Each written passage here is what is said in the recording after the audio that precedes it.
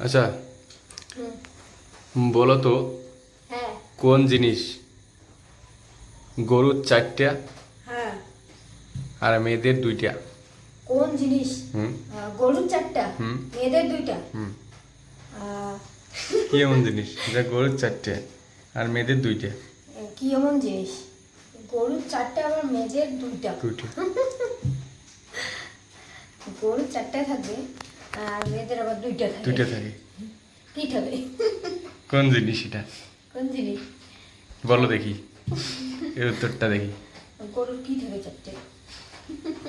কত বড় দাদা স্পেশালিস্ট, এর উত্তরটা দেওয়া তো দেখি। গরুর 4টা থাকবে তো। হ্যাঁ, গরুর 4টে আবার মেয়েদের 2টে। গরুর তো 4টা থাকে পা। হ্যাঁ, 4টা পা থাকে গরুর। 4টে পা থাকে। হ্যাঁ, মেয়েদের আবার কি থাকে 2টা? মেয়েদের কি থাকে? মেয়েদের 2টা আবার কি থাকে?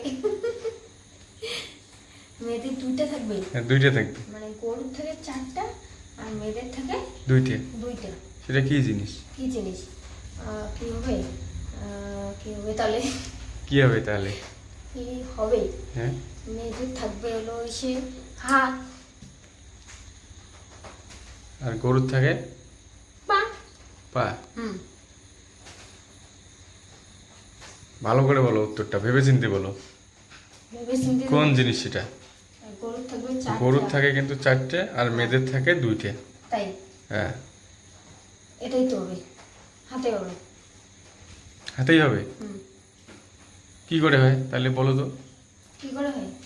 গরুর 4টা পা থাকে আর ও গরুর 4টা পা আর মেয়েদের 2টা হাত বা পা, যে কোনো একটা হতে পারে।